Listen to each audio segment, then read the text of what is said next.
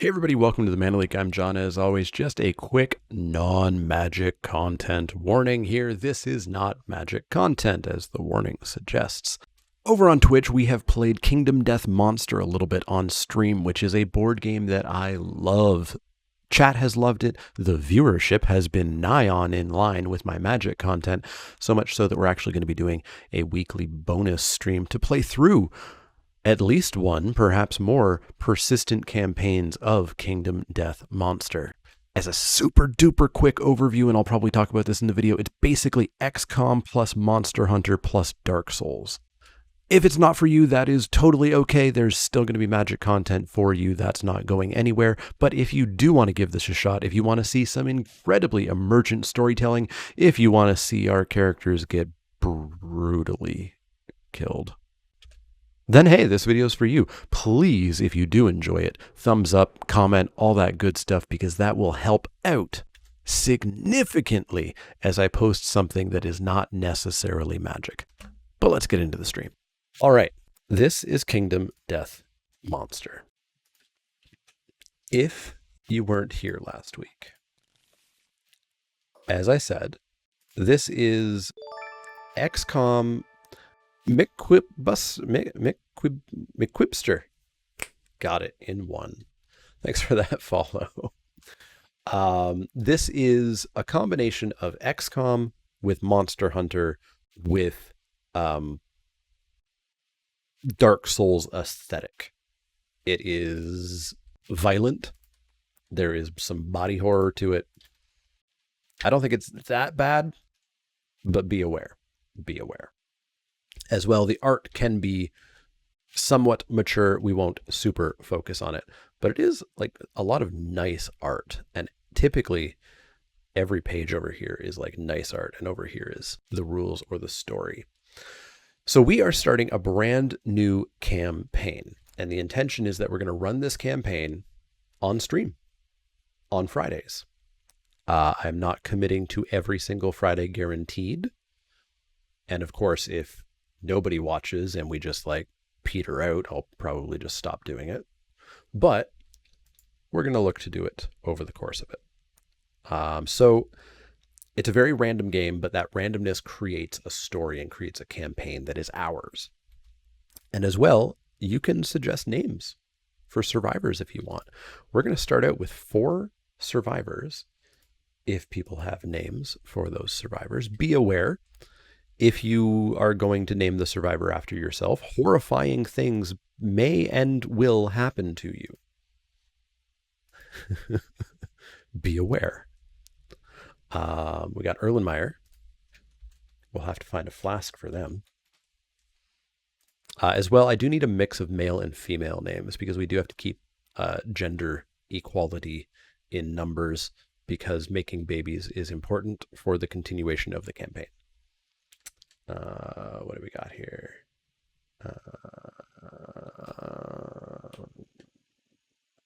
Samantha.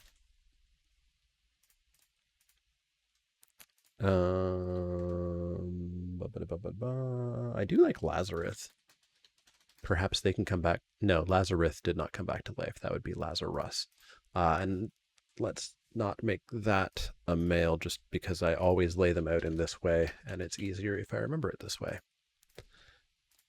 And then Evie. All right. So all of these survivors get a survival for being named. Isn't that nice? Isn't that nice? So as a bit of backstory as to what the story of this game is and what's happening, there's not much story at the beginning. These 4 survivors woke up. They don't really have language or the ability to communicate. They kind of stumbled into each other in this darkness in which the entire ground is made up of stone faces. And they were like, we should pick up some sharp rocks, I guess. And then this lion showed up. And that's the story. The rest of the story will happen as we play through the campaign. Yeah, if you name a character, you do get attached to the character. Be aware. Be aware. So we have to fight this lion. I'm not going to go incredibly in-depth into the rules, which I did a little bit more on Tuesday. I do recommend going and watching that Tuesday stream if you would like. I will still be talking through the die rolls and what happens and stuff like that. But as a super duper, this is the tutorial lion, yes. As a super duper quick overview, we're going to play through this fight in a series of turns where the monster is going to have a turn and then we're all going to have a turn. We can choose who does their turn in what order, but each player must complete their turn before the next player does their turn. There's no, this person will move and then this person will move and then we'll go back to that person and attack. There's none of that. None of that's going on. So yeah, let's just start. I guess as one quick overview, each of these survivors currently has a name, one survival point, which can be used to dodge at the moment. They each have a founding stone, which is a sharp piece of a face they've picked up. They each have a loincloth, and they of course have their fist and teeth. So to start out, we're going to start with the monster's turn. They're going to draw their AI card, which is over here. So their first AI is Claw. So they're going to target the closest threat facing in range. Facing would be every single square that is in front of the lion. So that would be everybody. In range would be everybody. We can pick up the lion and see its current range. And closest would actually be everybody, because every single move here would be 1, 2, 3, 4, 5, 5, 5, 5. So we actually get to pick who the lion's going to target since there's multiple choices. Each turn, one player will be the monster controller. If that player chooses to target themselves when there was a choice, or sorry, not even when there was a choice, right? If a player targets their survivor. So if that player gets targeted, they get an insanity. Insanity is basically brain armor. This is not a Cthulhu game. Insanity is generally good. It can be bad, but generally it's good. Generally, you should consider insanity to be brain armor.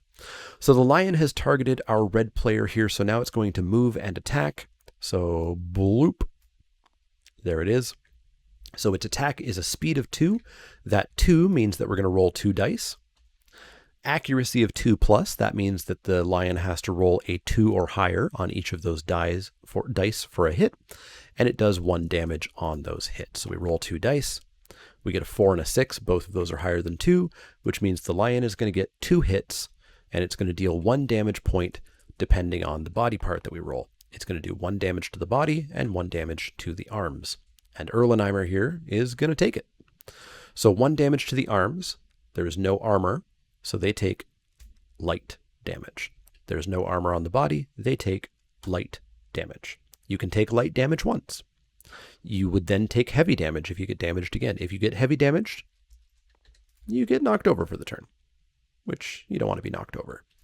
If you would take damage and you have already taken light and heavy, you roll on the tables. You never want to roll on tables. Tables are always bad. That's where you die, probably, or at least get horrifyingly injured. But that's the lion's turn.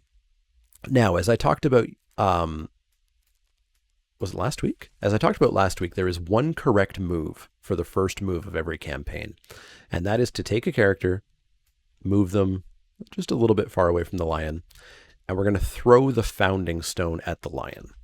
If you weren't here last week, I apologize. This is skipping some rules, but this is the only correct first move of a game, of a campaign. We spend our action point to sling the stone from anywhere on the board. We archive this card, meaning we throw it away forever, and we get an automatic hit that inflicts a critical wound. When you hit the lion, you don't do damage. You have to draw a hit location card to find out where you hit. And then you have to do a wound check to see if you hit the lion or if you wounded the lion. Because this thing's big and scary. Maybe you just go, meh, and the lion's like, what was that? You have to see if you actually wounded the lion. Now, because we used that action and threw that stone, we get an immediate critical hit. The super cool thing with this game is when you wound a lion, there's no health bar, there's no hit points. You take the top AI card and you put it in the wound stack. As you wound the monster, their move set randomly, because we don't get to look at this card, randomly whittles down. So maybe you're making this monster weaker because maybe they only have their weak attacks left. Maybe you're making this monster stronger because all they have left is their strong attacks. That is one of the coolest things about this game. Now, this was a critical hit, which means we get to do the critical, it was a critical wound, which means we get to do the critical wound stuff down here at the bottom. We hack off the monster's hand. We spend a survival to treasure this moment and gain +1 permanent strength. This is also a persistent injury of lost hand, should that become relevant. So Lazarus here will spend a survival to gain a permanent strength because that is just a big plus for the start of the game to have +1 strength already. This also means we're probably going to turn Lazarus into our fist and tooth specialist because he doesn't have a weapon anymore. All of his attacks are now going to be with his fist and his teeth. But that's Lazarus' turn. Let's move on to Erlenmeyer's turn. So Erlenmeyer, I guess I should also explain this. Each survivor's turn, they can move and they can act. So they get 1 movement point and they get 1 action point. Erlenmeyer will use his movement to move up to 5 spots. 1, 2, 3, 4, 5. He'll get on in behind because these 2 spots immediately behind the white lion are the blind spot. We get an accuracy bonus back here. We get +1 to our die roll to hit the lion. We have this fancy chart here, which is great, very handy for quickly checking without having to go back to our gear grid and calculate everything. And it tells us that Erlenmeyer here has a speed of 2 with his attack with the founding stone. So like the lion, he rolls 2 dice. Unlike the lion, he has to roll a 7 or higher, in this case a 6 or higher because he's in the blind spot, in order to hit. We roll the dice, rolls a 1 and a 2. Good job. No hits. That's Erlenmeyer's turn. Let's have Samantha come around the left-hand side so she can go 1, 2, 3, 4, 5, because you don't want to be in front of this lion. This lion has a lot of reactions where it runs straight ahead, and that's not fun for anybody standing in front. So she'll move in behind, into the side. She'll do her attack, again with the founding stone. She hits on a 7 or higher. She fails to hit. Good job. Finally, we'll have Evie come in, and she can go 1, 2, 3, 4, 5 and get on in behind. She will hit with the founding stone. So again, hits on a 6 or higher because she's in behind. Hey, we got a 6 and we got a 9. Nice. So she gets 2 hits. So now remember, we only hit the lion. We have not wounded the lion. We have to find out where we hit the lion. We hit the lion in its fuzzy groin, and we hit the lion in the beast's brow. Yeah, you cannot move diagonally. You can only move orthogonally. So we have to choose which wound to do first. So you see the fuzzy groin does not have a reaction at the top. This has a reaction if we wound it. So let's do the no reaction first, because no reaction is nice. Whether we succeed or fail, no reaction is nice. So unlike the lion, we don't just immediately wound. We have to do a wound roll. Our wound roll is a die plus our strength plus the damage from the weapon, which in the founding stone's case is a 1. And that has to be higher than the beast's toughness, which is a 6. So let's find out if we wound the beast's fuzzy groin. We wound on a 5, and we rolled a 5. Perfect. We wound the groin. It was not critical, so we don't do the rest of this stuff. We don't gain the lion testes resource. We simply do a wound. So we take the top card off it goes. Now we get to do the second wound against the beast's brow. We'll wound on a 5 or higher. We hit a 4. That's unfortunate. This has a reaction if we had wounded. We did not wound, so there's no reaction. And that's the survivor's turn. So now we go back to the lion. If your attack matches AC, then you hit, essentially. So next turn, we're going to move the monster controller over to Samantha here. The monster is going to get their turn. Their attack, I like to keep these over here actually while we're doing them, is Grasp. Closest knocked down survivor in range is the first target. There's no knockdown survivors. Next target, closest survivor in range. So it says nothing about field of view, which means it doesn't care that they're in the blind spot. It's just going to target anybody who's in range, and it's the closest, which means we're deciding between these three, because Lazarus is, of course, a step away.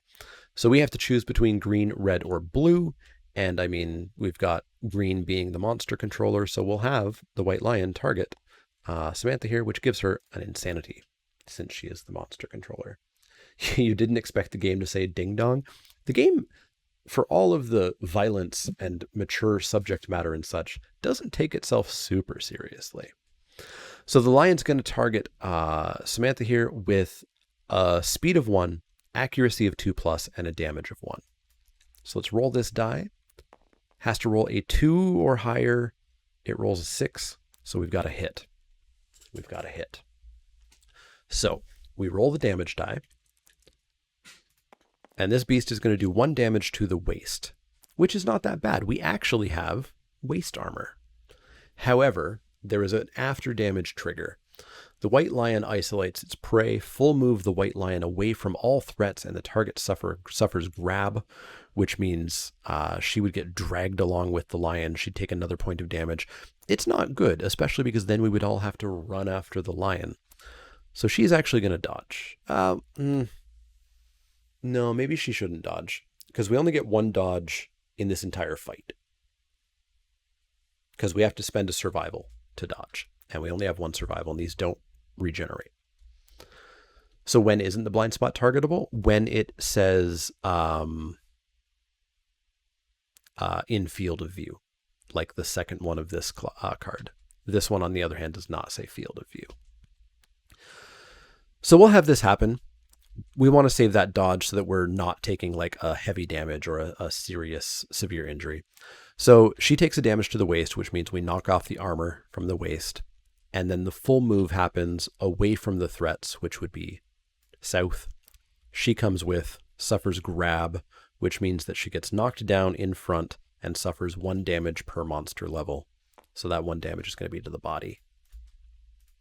All right. We can come back from this. This is fine. This is fine. Everything's fine here. So her turn, she can't do anything. She can stand up at the end of the next monster's turn. So her turn is done. Let's have Lazarus come in behind. And he's going to use Fist and Tooth because he threw away his Founding Stone. So still a speed of 2, so we're still rolling 2 dice, but an accuracy of 8 or higher.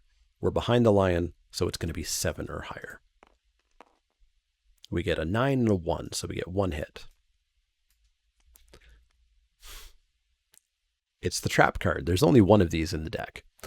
So the attacker is caught in the White Lion's ruse and is savagely mauled. The attacker is doomed, which means they can't spend survival, so no dodging, although he doesn't have a survival. And the attacker is going to get a basic attack. Also, we reshuffle the hit location deck. So basic action attack is target that person, and then speed of 2, accuracy of 2. Ooh, a miss, and a hit. So 1 damage to the head. The head, unfortunately, does not have light damage. It only has heavy damage, so he gets knocked down. You get knocked down when you first take heavy damage. So that was his turn. So I guess they're going to run on in to attack the side. So Erlenmeyer coming in, Founding Stone, speed of 2, accuracy of 7+, 2 hits. We got a 9 and an 8. When do you reshuffle? Reshuffle what? The hit location deck or the AI deck? So we hit the Glorious Mane and we hit the Beast's Back. You see the Beast's Back has a failure action, a reaction, and this one has no reaction. So we'll do this one first. It is impervious, which means we can't wound it. But if we do critical it, we do rip off some of its hair, which is notably a monster bit. We can do stuff with that monster bit. Let's see if we rip off its hair. We have to roll a 10 to crit. We did not critically wound the hair. So we have to attack the back. We wound on a 5.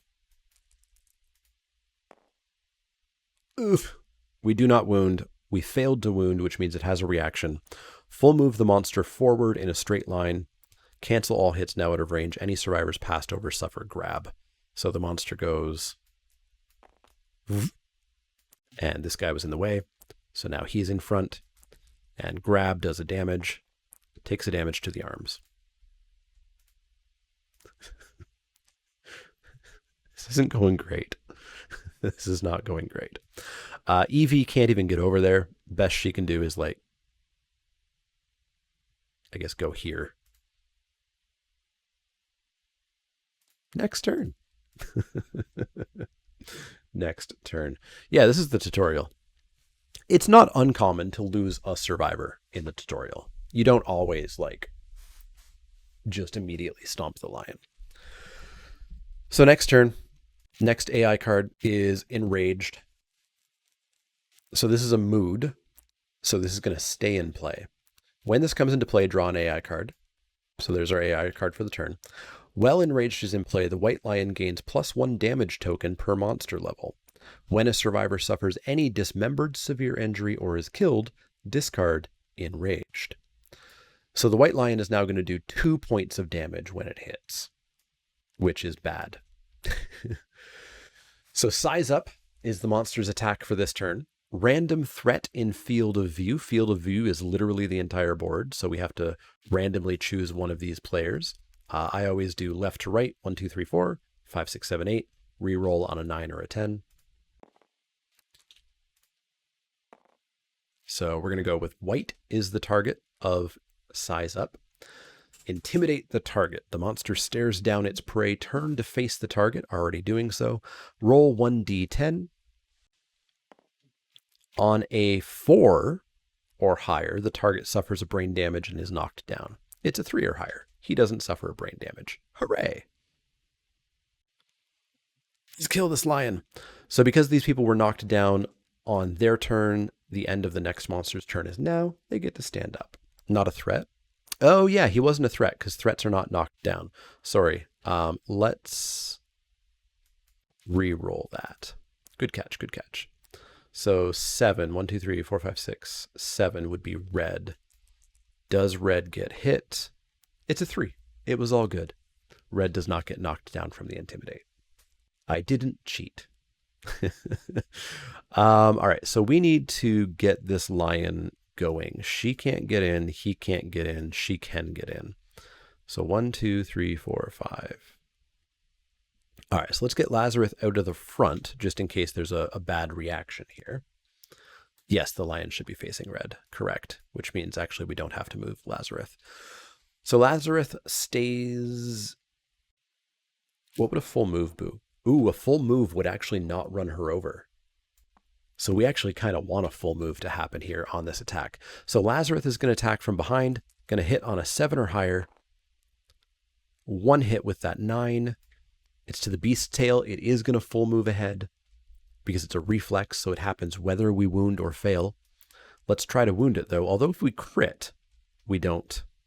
It doesn't happen. So because we're using Fist and Tooth, we have +1 luck. Luck is the only way that you can get a lower crit. So normally we would crit on a 10. Because we have +1 luck with Fist and Tooth, we actually crit on a 9.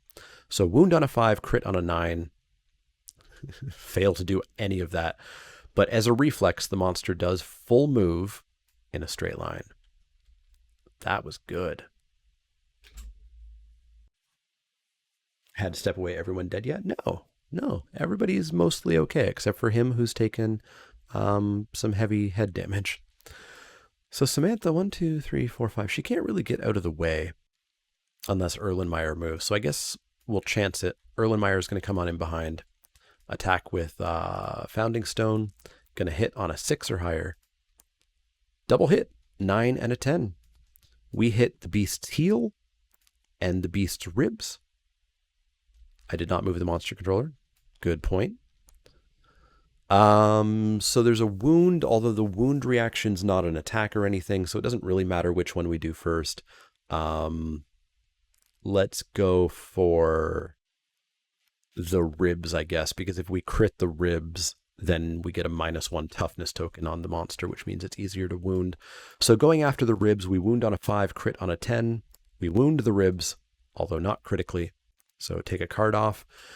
Wound. If the attacker has 3+ understanding, we don't. We don't. So you can't split up a character's move and actions. Correct. Correct. Once a survivor starts their turn, they must finish their turn. So our next wound check is on the heal. So again, we wound on a 5, crit on a 10. Wound on a 5. We get a wound. No reaction. There we go.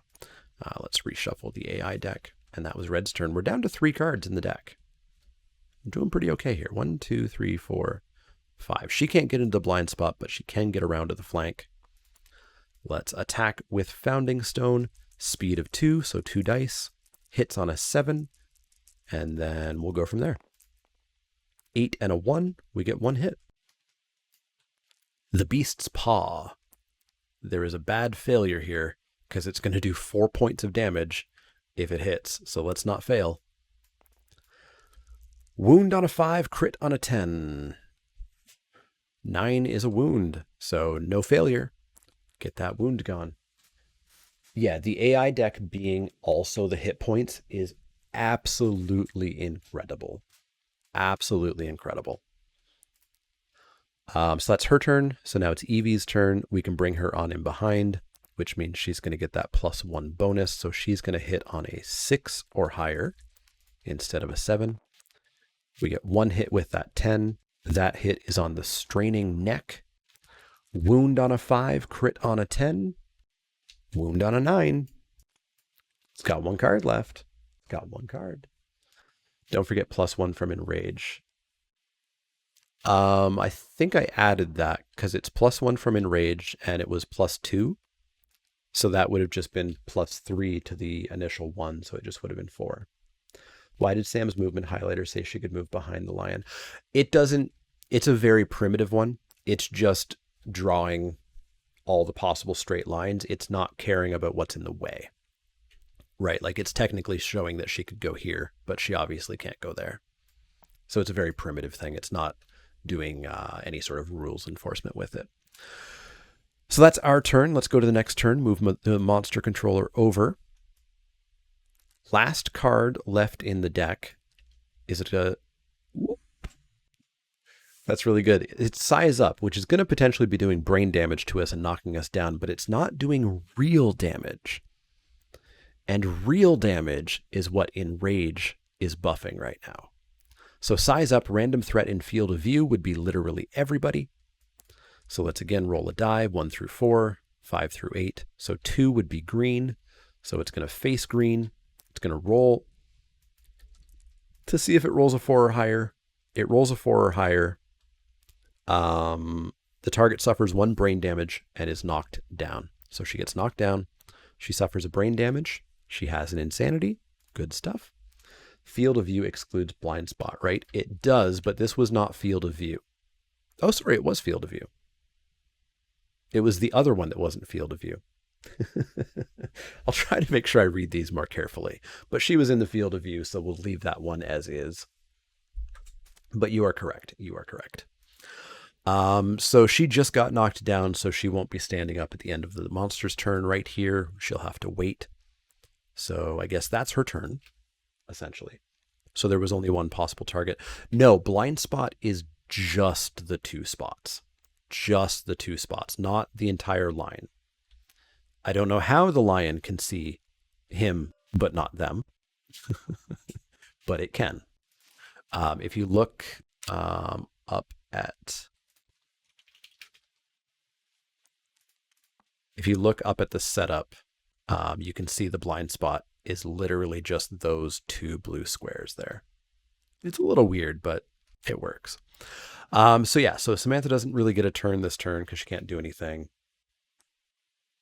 But field of view only left 1 possible target. No, it still could have been Lazarus, right? Because he was like this. So it still could have been him. Right?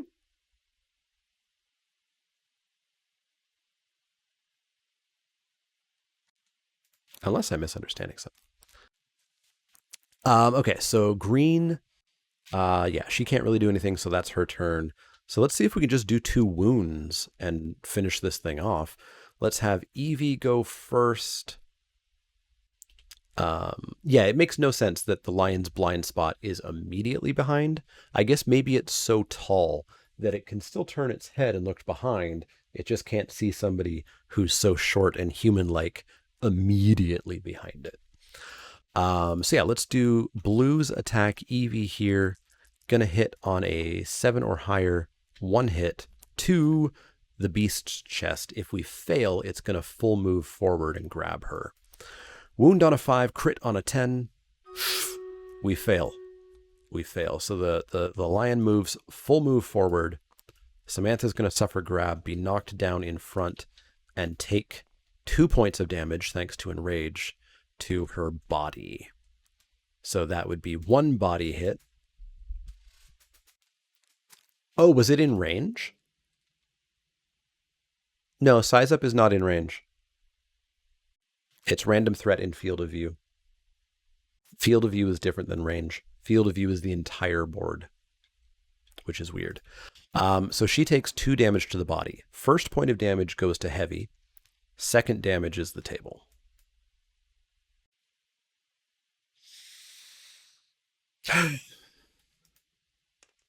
Eight can't be that bad, right?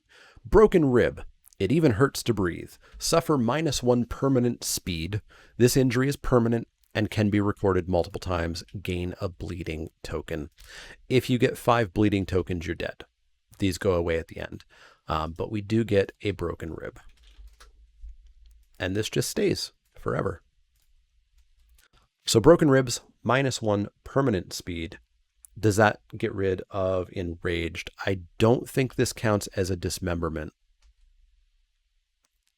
We have dismembered arm and dismembered leg. I think it has to be one of these dismemberment rolls. So yeah, we get -1 permanent speed. So let's cut that down. That means that she's always going to be rolling 1 less die than she should be, which is extraordinarily bad. We may have to put her out to pasture. So that was Blue's turn. Let's get the battle done. And then we'll come back. Yeah, I think it's just dismemberment. When a survivor suffers any dismembered severe injury. So not dismembered or severe injury. Yeah, she's going to probably stay. She's definitely going to be the person we nominate to miss the next hunt in order to ponder the light of the lanterns. Until we can somehow get her speed back up. Because -1 speed is not good this early. Yeah, she's going to read the thing. Orcish with the most kills, Nitroy with the most assists. 7 gold to everybody, a Musketeer to AGL Zaka, 2 Berserkers to Orcish, and a Monk to Gelnek. Let's collect my things. Let's head on up here. Pop your units in every 5 minutes, and we'll get back to this battle in a bit. All right, so we've got red and white left. White can't do much, so they'll move up here, I guess. Red also can't get up there, so red will move up here. Womp, womp, womp, womp. Next turn. Next turn. Look at grab again. Could be monster level damage. Where did grab go? Oh, grab was here. It's 1 damage per monster level. Yeah, actually, I guess 1 damage per monster level would just be 1. It wouldn't get the damage token.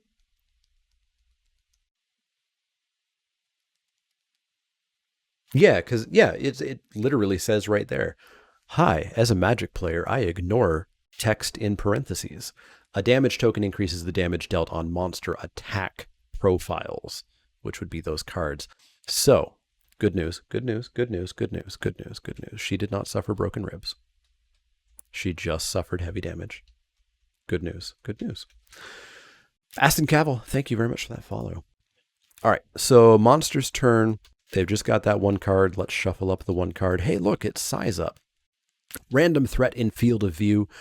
So that would be everybody who is not Samantha because she's knocked down. She's not a threat. Let's roll this die doing 1, 2, 3, 4, 5, 6, 7, 8, 9. We'll re-roll on a 10. So 9 would be We got to move that monster controller. 9 would be Lazarus. So we're going to move to face Lazarus.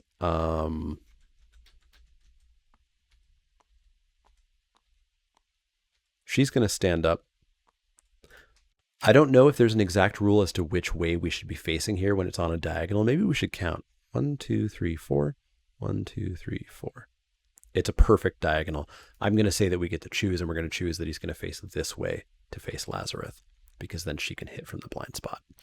So we roll for Lazarus. On a 4+, he's going to get knocked down and take brain damage. Knocked down, brain damage. So he takes light damage on the brain. Luckily, no roll just yet. All right, so that's going to be Lazarus' turn. Samantha gets to stand up because she got knocked down on the previous turn, and she's going to be the one to try to get on him behind here and hit. She is going to roll 1 die. Nope, let's get back our speed here because she doesn't have a broken rib. She's going to roll 2 die. She's going to hit on a 6. Pair of 5s. Well done. Well done. Well done. That's her turn. All right, Erlenmeyer is going to come on up here. He's going to attack. Roll of 2. Hits on a 7+ because he's not in the blind spot. 1 hit with that 10. He hits the beast's brow. Wounds on a 5, crits on a 10. That's a failure. It's got a wound reaction, so it doesn't happen. Evie, I don't think can even get up there. Oh, Evie can just get up there. Just get up there. Give her a break. She thought she broke her rib. Fair. Fair. So she's going to hit on a 7. We get a 7 and an 8. 2 hits. 2 hits. No trap card. No trap card. We're going to hit the femur and the groin. No reactions on either. Let's go with the femur first. Wound on a 5. Hit on a 10. We wound the femur. No reaction, no crit. Unfortunately, the size up goes away. Couldn't I move into the blind spot? I don't think so, because the blind spot would have been up here, and she was way down here. So that would have used a lot more moves. Yeah, because she was here, actually. So the only... You might have misseen that this is the lion's front and not its back. So unfortunately, the lion is going to be attacking now, but... If we wound here, we just kill the lion. So 5 or higher. We critted on the groin. So first off, there's no cards left, so we just killed the lion. But we critted, which means that we gain 1 lion testes. So let's go and find the lion's testes. Those are ours now. Go us. Your attack destroys the white lion's healthy genitals. The monster is livid. The white lion gains +1 damage token. The attacker also permanently gains the priority target token, meaning that the lion would always target her until the white lion is dead. And the white lion is dead. So we did it. Everybody survived the tutorial. Look at that. Look at that. Look at that. Look at that. So when the white lion dies, everybody gets a hunt XP. Although I had to look this up. There were a lot of people who were like, no. It doesn't. But I'm pretty sure it literally says that we do that.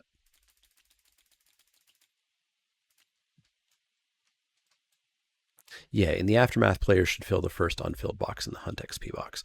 So we all get 1 Hunt XP. Go us. Look at that. We all get Hunt XP. Yay. Much better fighting than last time. The first fight was fine last time. The fight that you might have seen last time was the second fight that we did. So we all get a Hunt XP, and then we get 4 White Lion resources and 4 basic resources. So in addition to the testes, we also have a lion tail. We have golden whiskers. A curious hand. When you gain this, a random survivor gains +1 insanity. That would be white. Enjoy your insanity. And then we get 1 more white lion resource, which is the white fur. That was a good amount of hides, which is very important. Basic resources, we get ourselves monster bone, monster organ, love juice, and a hide. I think we got Maybe we didn't get 5 hides. We need 5 hides for a rawhide armor set, which is a big get as soon as humanly possible. So yeah, the White Lion's dead. That's the end of the fight phase, which is definitely the like meat of the game. We now go to the settlement phase. Now we play with some spreadsheets. So in the settlement phase, the first thing that we're going to do is name our settlement. Ideas on name up for a settlement?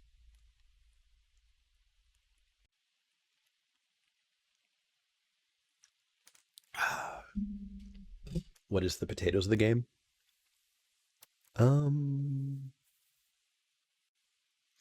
Probably the settlement phase. I don't have a great joke. Leak Manor, Kaldheim. This place has no joy. This place has no fun. Everyone is always miserable. So obviously this settlement is Kaldheim. When the settlement is named for the first time, returning survivors gain +1 survival. Unfortunately, we do have a survival limit of 1. So no survival, no survival, no survival. Hey, look at that. Lazarus, you get a survival. So we have named the settlement. Our survivors now return, and we gain endeavors. We get 1 endeavor for every returning survivor. These let us do things. There's a variety of things that we can do, and we typically have to spend 1 of these, or maybe even more, to do the things. Next up, we heal everybody. So heal and reset, heal and reset, heal and reset, heal and reset. So all the armor goes back, and all the light and heavy damage goes back, and any bleeding tokens and other temporary tokens go away. The next thing we do is we update the timeline. So we just finished Lantern Year 1. Actually, I think this is going to be explained in the first event of Lantern Year 1. However, before we do the story, I hate that you update the timeline and then you go to the cards and then you go back to the timeline. I feel like that should have been in a different order. So the first thing we have to do is a random settlement event. This is a story event that happens every year, except the first year we do one very specific card called First Day. The First Day settlement event will help with your settlement. It is the first event of any new campaign. The survivors wander, drawn to a blooming light in the distance. They find the serene comfort of a towering pile of lanterns and a small collection of scared people. On a deep instinctual level, they know this area is safe and they make it their home. Roll 1d10 to determine your starting population. Record the result on the back of your settlement sheet. Choose and record genders for unnamed survivors. You may name unnamed survivors and create their survivor record sheet at any time during the settlement phase. Let's grab a d10 here. How many survivors do we start with? A 10. 7 plus is 10 unnamed survivors plus our returning survivors. So 1, 2, 3, 4, 5, 6, 7, 8, 9, 10. Let's evenly distribute genders here. And so there we go. We have 14 survivors that we can choose from at any time. The important thing with this game is you are building your settlement. You are developing your settlement. Your survivors, as attached to them as you might get, are resources for the settlement. Keep that in mind. Step 2, return the settlement section to the first story, proceed to returning survivors, and we're never going to use that card again.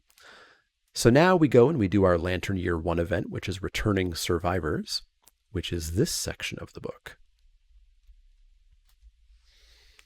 Returning survivors. Nominate a survivor to utter the first words. So we won't nominate the person who has the strength bonus. Otherwise, we can basically nominate whoever we want here. We were going to nominate Samantha, so let's do Samantha anyways. So she's going to utter the first words. The nominated survivor steps forward and gains +1 courage. +1 courage. They lead the other survivors in learning to speak to one another. They discuss their situation, realizing they must hunt to live. Add the White Lion to the quarry list. That's not how you spell white. White is not spelled with a Q. On the settlement record sheet, your settlement gains the language innovation. Search the blah, blah, blah, build your deck. We now build the innovation deck. So we now have language as one of our innovations. This gives us survival limit of +1.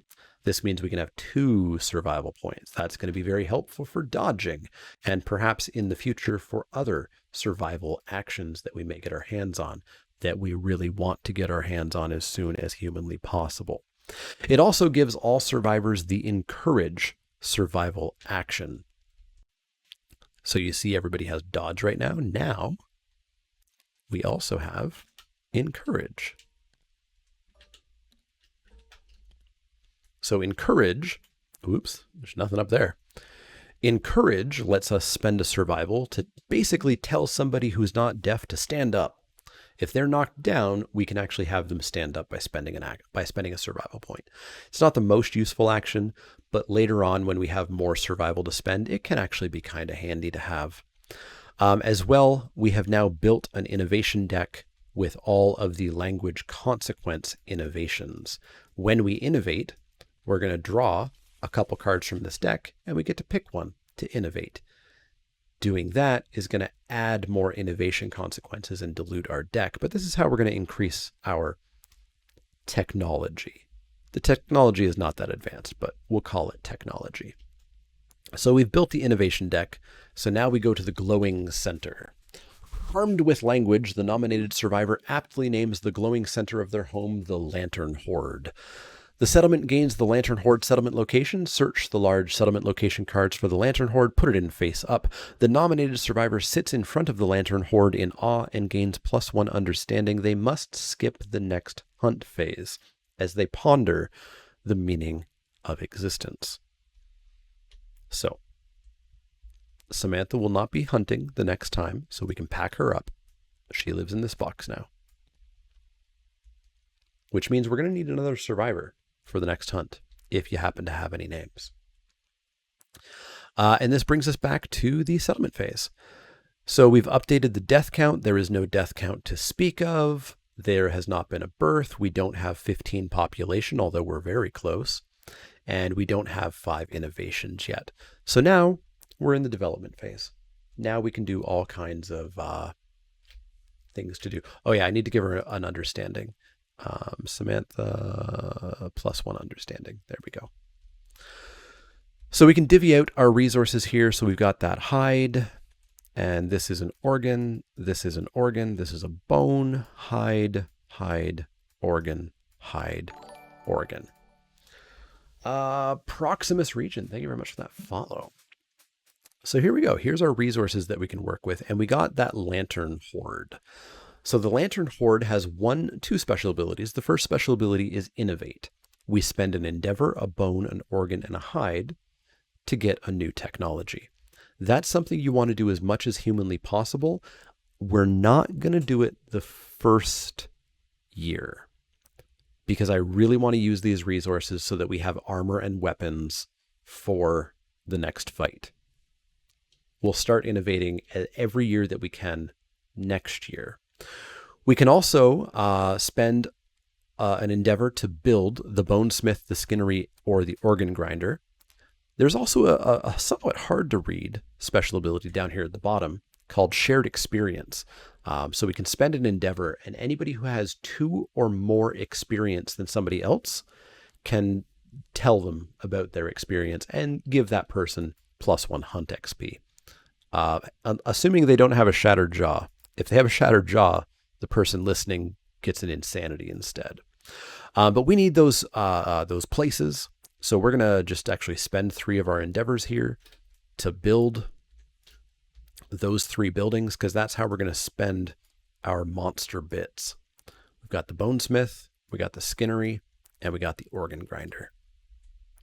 So the Bonesmith turns bones into mostly weapons, although there is a helm that we can get, which takes 2 bones or a skull.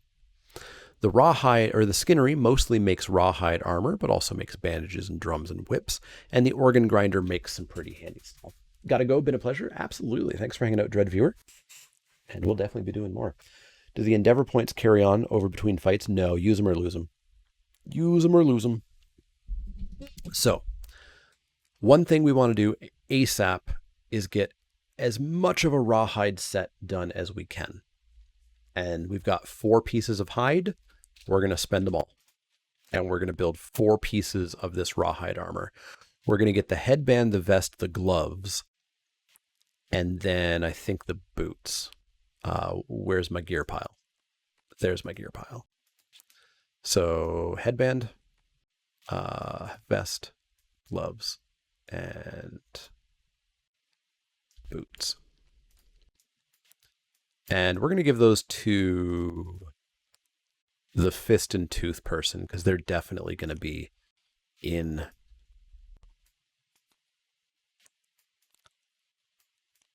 And so I'll talk about this in just a second.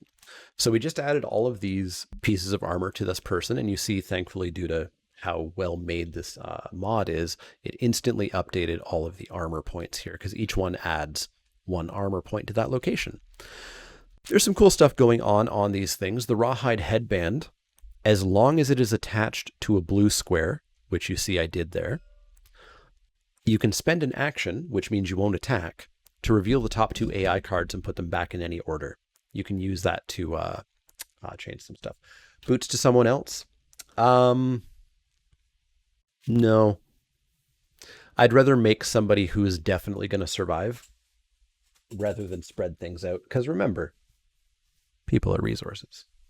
And we'll get everybody else some armor quite a bit as well. Oh, because of the survival limit.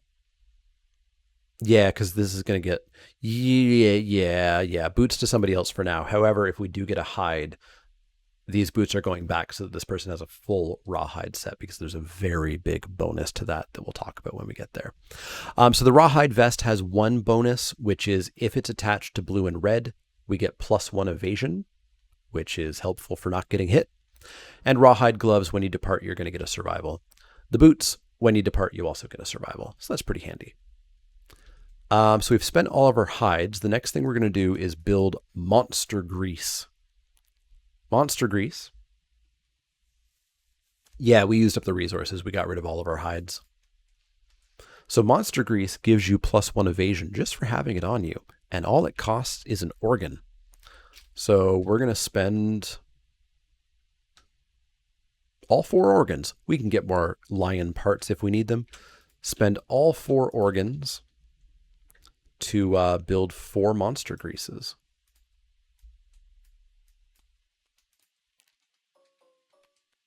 So here's our 4 monster greases. Everybody's going to get one. Here's your monster grease. So you see monster grease is +1 evasion. Now, if you complete anywhere on your grid 3 green squares, you get an additional +1 evasion.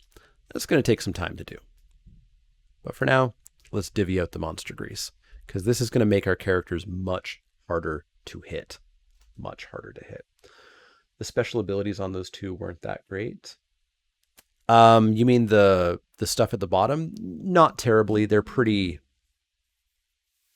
replaceable. Like Love Juice lets you do the intimacy thing, which would give us a birth. We already have 14 people. We don't need to do a birth this time. Although we do want to get a birth quickly because it gives us a pretty important bonus. And the other one was if you consume it, something happens, but you can't just choose to consume it. We'd have to have a very specific event saying, if you have something on you that is consumable, eat it.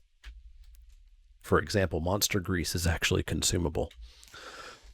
So there's all that built. We have 1 bone left. So we could make a dagger, or we could make darts. Or sorry, not a blade or darts. I know everybody always says to do darts first.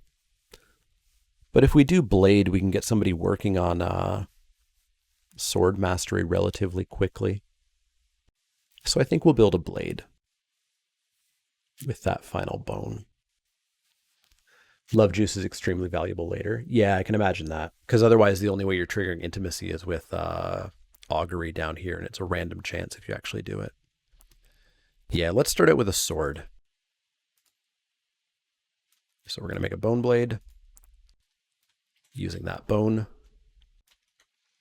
And so this will be our fist and tooth person.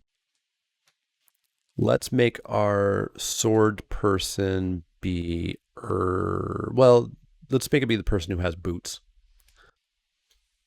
Blade's good, but if you get the wrong hunt event, then you're boned. True, true. I would like to have blade and darts right now, but we can start with a blade. So Evie here is going to get a blade. So you can see it's just a little bit better than the Founding Stone because it hits on a 6+ rather than a 7+. It also has 2 strength, which means it wounds a little bit more likely. And we can give her Founding Stone to, I guess, the fist and tooth person. We're generally going to be attacking with fist and tooth. I really like the +1 luck. But yeah. So we've got 1 action point left, or 1 endeavor. We can't teach anything to anybody because everybody just has 1 hunt XP. We can't build anything. We've already built all 3 of these. The 3 build effects at the bottom of these cards require resources. There's 1 singular thing that we can do, and it's actually 0 loss for us to do this right now, and that is augury. Augury, roll 1d10. The survivor endeavors to glean the meaning of existence. Roll on the table. Add +1 to your roll result if your understanding is 3 or higher. And there's only 1 downside, which is we have to get rid of a resource if we roll low, and we don't have any resources left. So let's roll on augury. We roll a 5, and the 5 on augury is 4 to 7, gain a survival. So we get a survival. Look at that. Look at that. I guess we had to pick somebody who was going to be the person to roll that, eh? Let's say we picked this person. Let's say we picked this person. This is where the plus with the community edition can be seen. Bone weapons are frail, which means they're easily destroyed. In community edition, those weapons can at least be repaired. Oh, really? It's got repair? That's pretty cool. So there we go. I think we're done the settlement phase. We've spent all of our actions. We've spent all of our resources, which I don't usually do. So yeah, it's time to prepare the departing survivors. So I think we're going to get 1 more fight in this stream. So let's begin to hunt the next person. So we prep everybody to depart. So on departure, this person's going to get +1 survival for their gloves. They're going to get +1 evasion for their monster grease and +1 evasion for their connected rawhide vest. You technically aren't supposed to use tokens for this, but I use tokens for ease of use. So now you can see this person has +2 evasion. They're going to be hard to hit. You like the Dutch angle? A slightly less Dutch angle. There we go. So this person's going to get +1 evasion for their monster grease. They're going to get +1 survival for their boots. This person's going to get +1 evasion. We actually have to name this person, and +1 evasion for this person as well. So we need a new survivor. We had a female sit out. Let's have a female come in. If we got a name.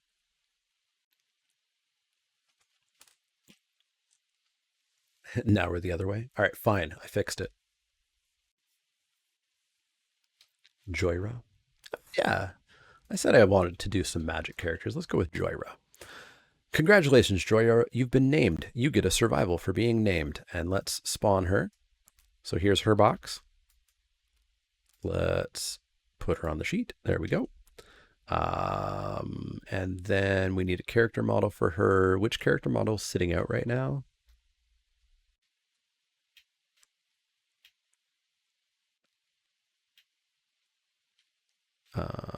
Lucy?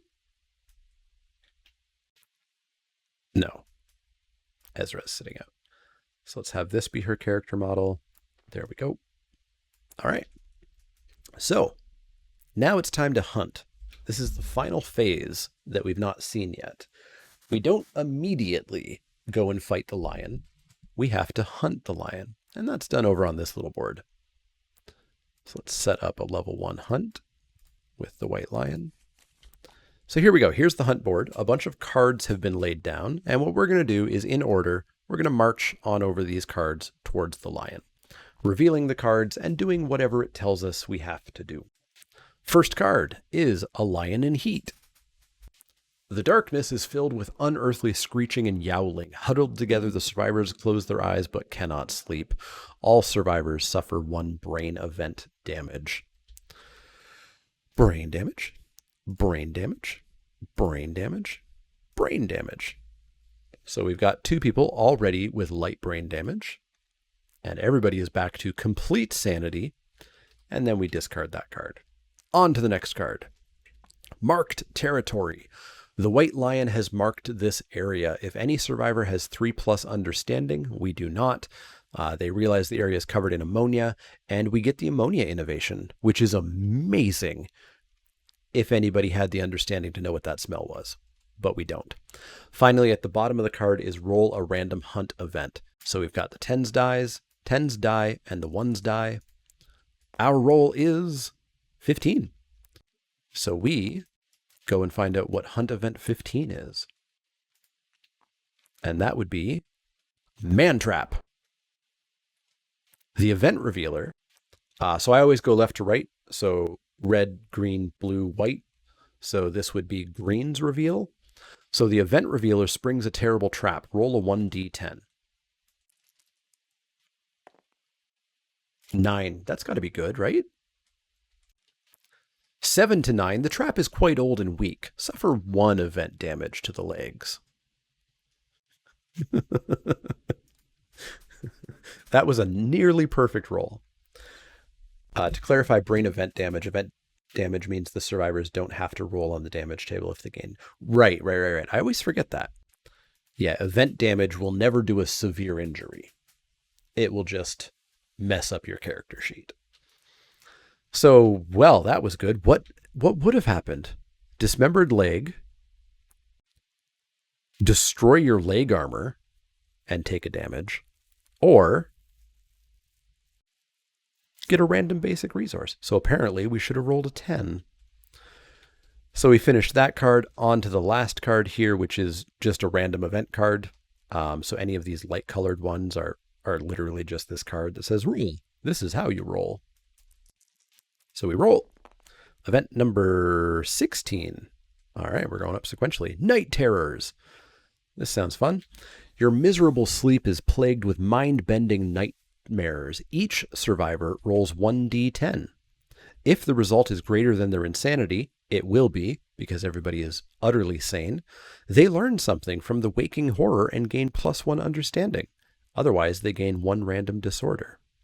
If any survivor is a savior or has the extra sense fighting art, they disappear into the dream, emerging from the darkness hours later, getting 4 hunt XP. So that's actually really good. That's good for us. Everybody is totally sane, so everybody just gets an understanding.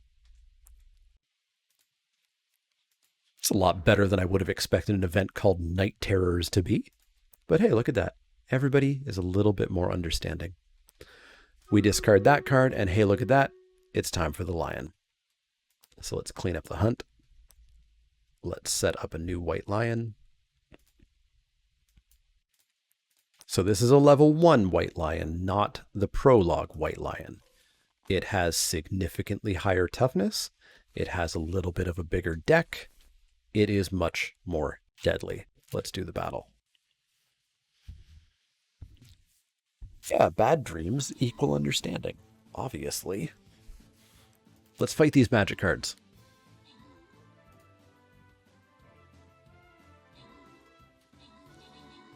I don't know what the tiles do. I never look into what these events actually do. Oh, crud, is this a hard battle? What's happening here? Are these friendly units of ours? I don't know how this works. But I think we're going to win. I guess those are friendly units of ours.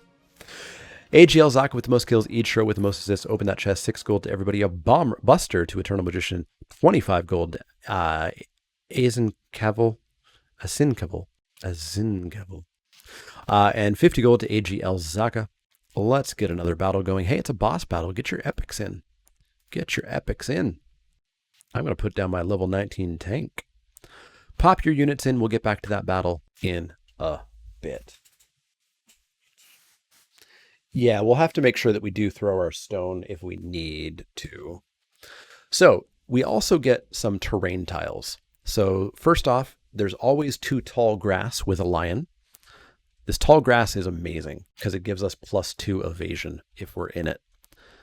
So I have discovered I really like setting up. So we can start our survivors on these 2 spots, diagonals up to here, these 2 spots, diagonals up to here, these 2 spots, diagonals, those 2 spots. So perfectly, and that pattern is shown here. So as a result, we can actually put the tall grass here, and we can put 2 survivors there. The only restriction is the tall grass has to be at least 4 spaces away from all other tall grass. So we could put this tall grass here and put them in there. And look at that, they all start in the tall grass, which means they all have +2 evasion. Unfortunately, the lion's going to go stomping on into that tall grass, and it's going to be hard to get into the blind spot. Our second piece, that's not 4 spaces. That is not 4. No, that is 4 spaces. So you're here, and then 1 space, 2 space, 3 space. It is exactly 4 spaces away. There are not 4 spaces in between, but it is 4 spaces away. Or at least that's always how I've always done it. Because I guess there is absolutely an alternative interpretation of 4 spaces, meaning there must be 4 spaces in between. I've never looked that up. That's how you play it as well? I should look that up at one point. But yeah, this is how I've always played it. But that is one of those annoyingly ambiguous phrases. So our Canthus plants, these are basically some herbs that if we have a chance, we can try to harvest, which would be pretty handy because they help us avoid severe injuries. Their requirement is that they're set up at least 6 spaces from all other Canthus plants. So let's pop one down here and one here. 1, 2, 3, 1, 2, 3, 4, 5, 6. Yeah, that is exactly 6 away. Maybe we should move that in a little bit more towards the lion. 1, 2, 3, 4, 5, 6. No, let's keep it there. And then we also have a pile of debris, which looks mostly organic. Set up adjacent to any board edge. So, boop. So the debris lets us potentially knock ourselves down, find nothing, get a basic resource, find a sword, or find a better sword. So maybe we try to go and dig in that debris a little bit. And that's the setup. I think we're good to go for this fight. Let's see if everybody dies again like last time. Hopefully the armor and the sword help us out just a little bit here. Lion's first attack. Terrifying roar. Target all non-deaf survivors. That's everybody. Intimidate all targets. Roll 1d10 per target. If the result is 2 or higher, then the target's courage. Everybody's courage is 0. So it will always hit. No, if it's a 1, it would fail. The target takes a brain damage and gets knocked back 6. And then we basic action the person who's furthest away. All right. Red person, Erlenmeyer. Hey, Erlenmeyer does not take damage or get knocked back. Green person, Joyra. So what was it? Damage? Brain damage? Brain damage. She's going to have to roll on the table, and she gets knocked back 6. The terrain is random per setup. White Lion always has 2 tall grass, but then the other 2 terrain are random. So she gets knocked back 6, which would be to the edge of the board here. She takes a brain damage, which means we're rolling on the table. She could die right here. Brain trauma is typically not as deadly. So she gets lunacy. She gains a random disorder and 1d5 insanity. So she gets 5, 6, 7, 8, 4? No, 3? 6, 7, 8. She gets 3 insanity and a random disorder. So boop, boop, boop. There's some brain armor. Let's reset the disorder deck. So her disorder is... she's honorable. 4 insanity?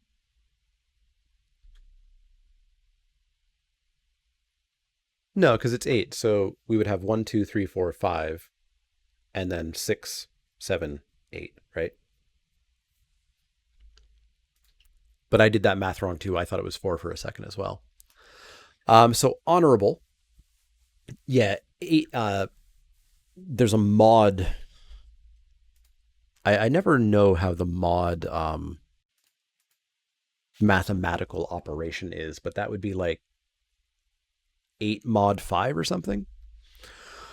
So her honorable disorder, she cannot attack a monster from its blind spot or if it's knocked down because she is honorable.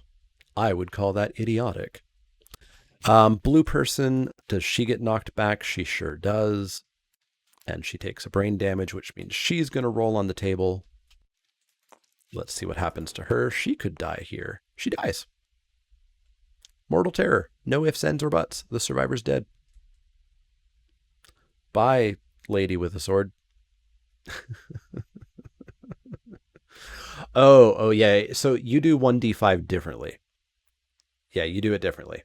A lot of people do it that way, and a lot of people get angry that I do it my way. So what time is it? 6:23. Let's have a chat about this. Let's have a chat about this. Let's say, for example, that we have a D3 that we have to, and we have a 6-sided die. The way that apparently a lot of people do it, and which makes less sense to me, is 1 and a 2 is a 1, 3 and a 4 is a 2, 5 and a 6 is a 3. Apparently, that's also the way that the D&D like original rules told you to do it. I hate doing it that way. I do 1, 2, 3, 1, 2, 3. The reason for that is that if I roll a 1 or a 2 or a 3, that's the number. I only have to think if I roll a 4, a 5, or a 6, and I barely have to think. Whereas if I roll a 1, if I roll a 3 and it's actually a 2, that breaks my brain. That breaks my brain. Absolutely breaks my brain. But apparently my way of doing it is much less common, especially in North America. So Eternal Magician, your way is definitely a very popular, especially North American way of doing it. And it breaks my brain. Anyways, Evie's dead. Let's pack her up. Let's delete that box. How do I pick up dead people's stuff? Is that a thing you can do? KDM, pick up gear.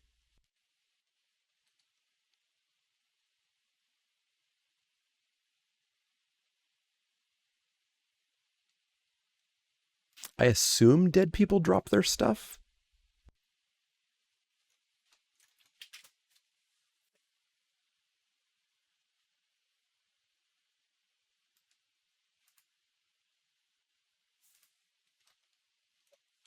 A house rule. I don't want house rules.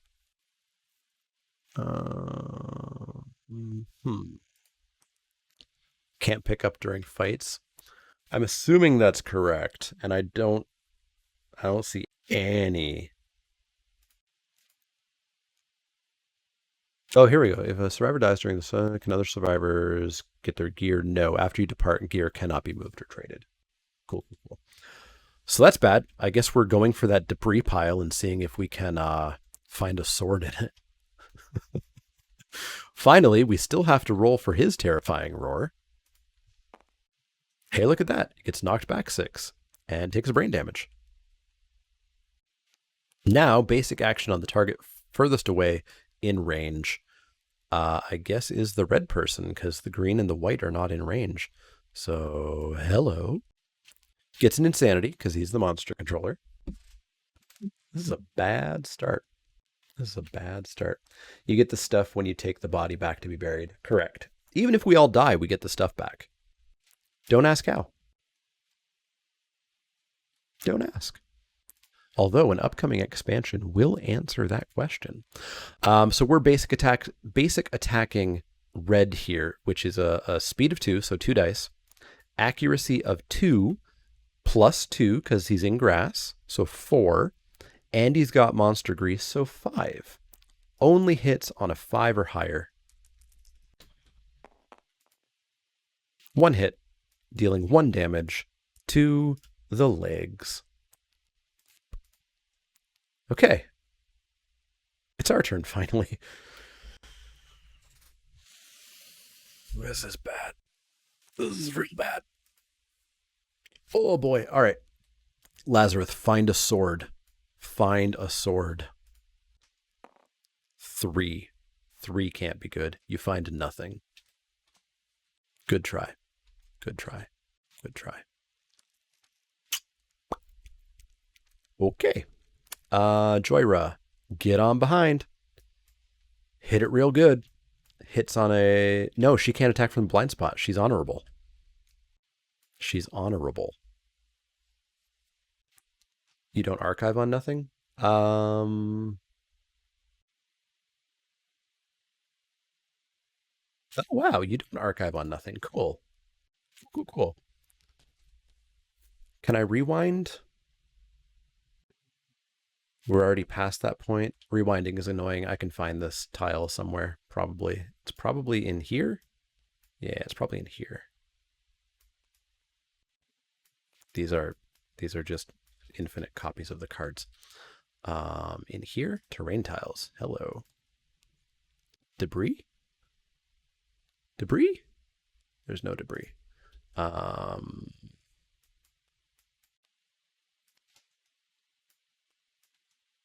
No. Oh, terrain tiles archive. Here we go. Debris.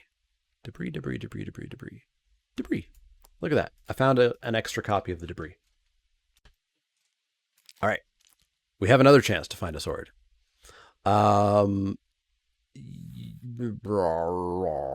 Erlenmeyer, get on in the side while staying in the grass and attack. Hits on a 7 or higher. 9 and a 10. Good start. Good start. Scapular deltoid, which is going to make the lion run away. Or strange hand, which is a basic attack, which is pretty okay because we're still in the grass.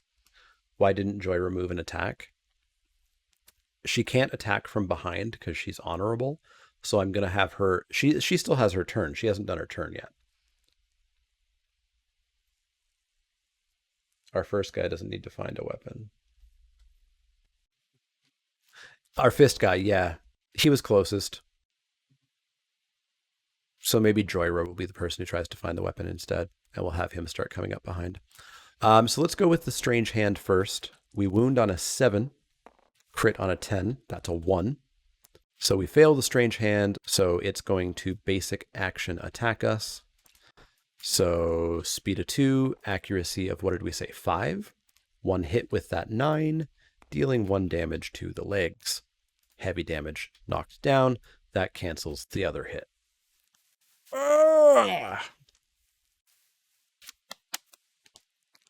Okay, Joyra, get on into the grass. Attack from the side. You're going to hit on a 7 or higher with your founding stone. You get 1 hit. The knee. Wound on a 7.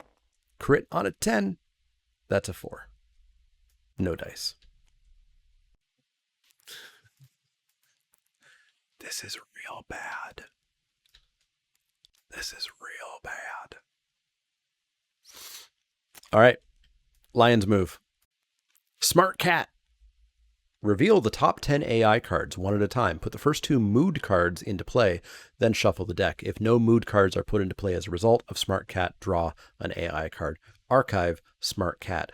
That's a free wound. Kind of. No mood. No mood. No mood. No mood. No mood. A mood. No mood. No mood. Okay. Okay. Okay. And then shuffle the deck, which I would say puts the whole deck back in. We archive this. So the mood that we got is ground fighting. This is not good with us not having ranged attacks. The monster flops onto its side, waiting for attackers to draw near. While ground fighting is in play, do not draw AI cards. The monster is not going to attack us. When a survivor spends an action point in the zone of death, which is all adjacent squares, including diagonal. Before resolving the action, the monster performs a basic action with +2 speed and +1 damage targeting the survivor. When the white lion is wounded, discard ground fighting. So the upside is we have as much time as we want to search this debris and go and get the Arcanthus, and we could throw a stone. Correct. We can throw a stone to do that. So we're going to game this a little bit for just a little bit here. Erlenmeyer gets to stand up. Lazarus is going to head up here. He's going to go harvest that plant. Joyra is going to head down here because she wants to go and get that debris. Erlenmeyer, Fist Guy has extra stone to throw. Correct. And Erlenmeyer is going to just hang out in the grass here. That's our turn. Next turn, the lion doesn't draw an AI card. It's our turn again. Lazarus is going to head on up to the Arcanthus here and harvest it. So we roll 1d10. What was this? Also, which die did I roll? That one, a 2. If you had a sickle. Something bites you, suffer an arm damage, and archive this terrain. Well done, Lazarus. Well done. You sure got bit. So that's Lazarus' turn. Joyra's going to head down to the debris pile. She's going to search the debris pile. Dang, she finds the rare gear scrap sword. Are things turning around for us? Where is rare gear stored? Right here. So what's a scrap sword? It's not in here. I see a steel sword. Promo gear? No. Starting gear? No. Where's the scrap sword? Let's search this bag that contains the entire game.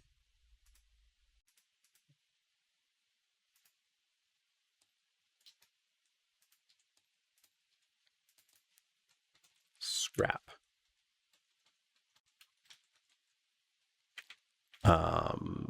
Gear. Starting gear.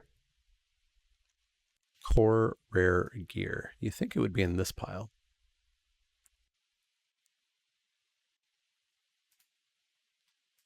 So what do we got in this pile? Butcher Cleaver, Adventure Sword, Lantern Halberd, Thunder Maul, Twilight Sword, Excalibur, Muramasa, Regal Folds, Regal Gauntlet, Regal Greaves, Steel Sword, Steel Shield. Huh.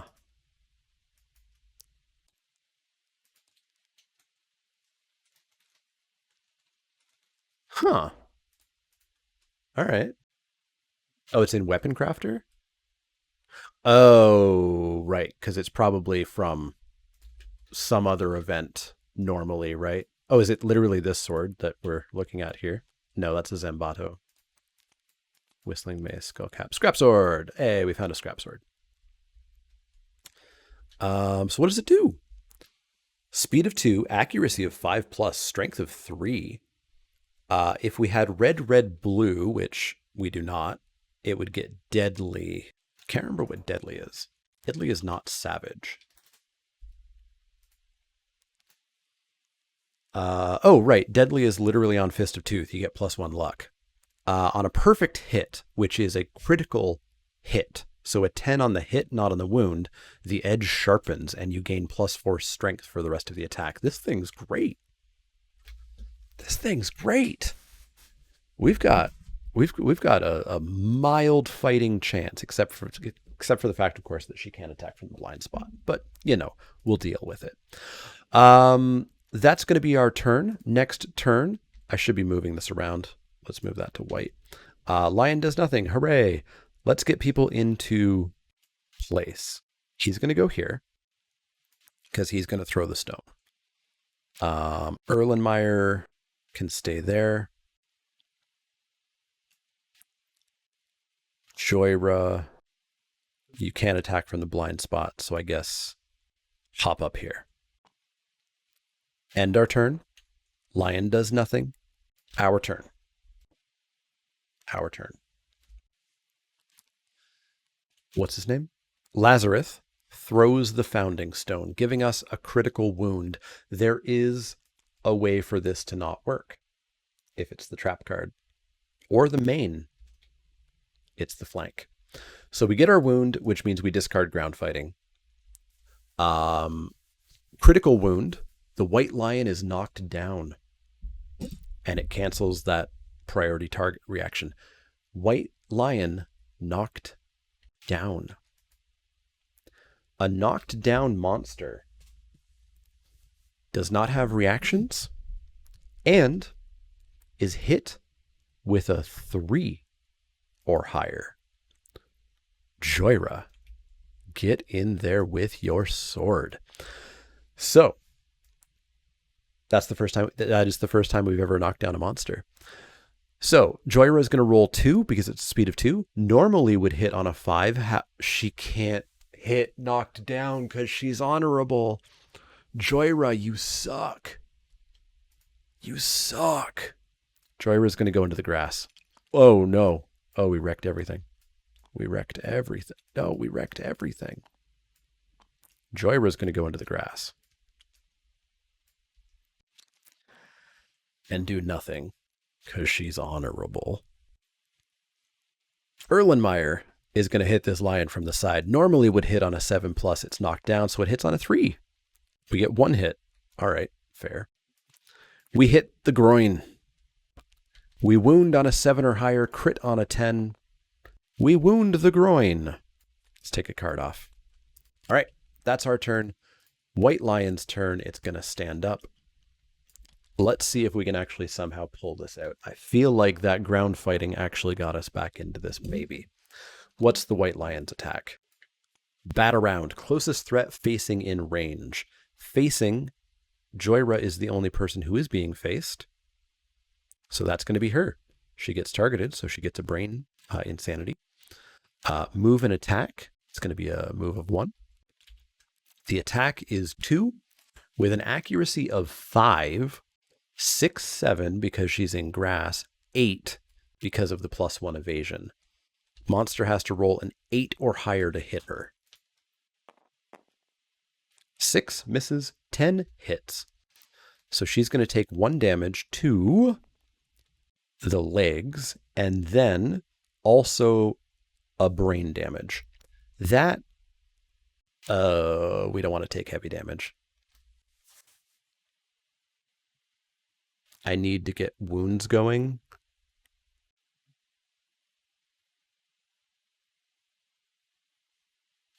Well, no, we can have him encourage her. So she'll take the leg damage, get knocked down because of the heavy damage, and she takes the brain damage from being batted around. So Lazarus is going to spend an action to encourage her to stand up.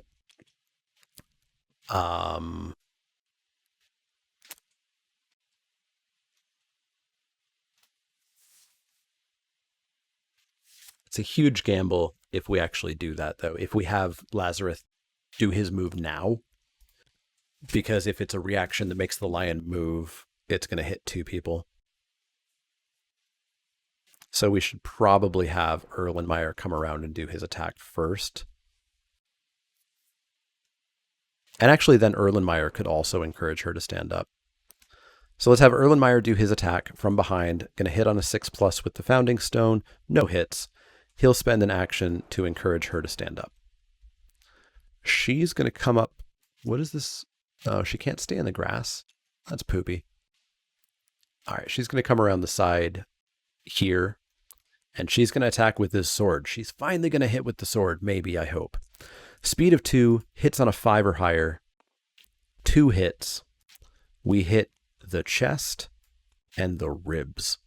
The ribs has a good wound reaction. The chest has a failure full move. Oh, it was a perfect hit too. It was a perfect hit. I always forget perfect hits.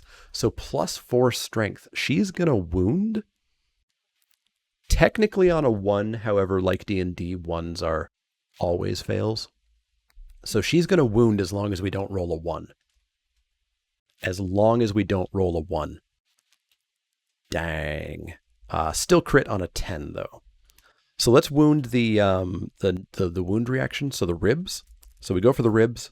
Don't roll a 1. 3 is a wound. It's all good.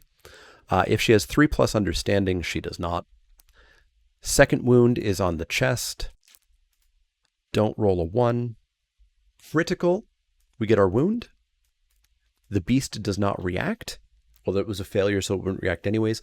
We strike at the white lion's stout heart. Gain 1 white lion resource. Also, I should reset that resource deck. We get some bones. And then roll a 1d10. If it's a 10, the lion dies.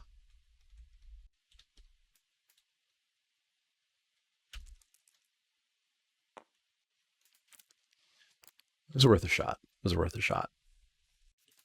It was worth a shot. All right, that's her turn. Erlenmeyer also did his turn. So let's have Lazarus come on in behind.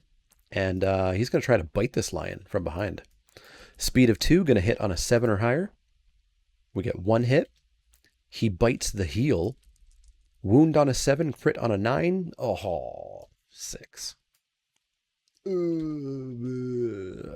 right. Next turn.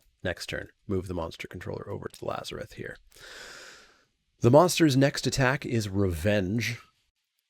Last survivor to wound. Well, we know what that was.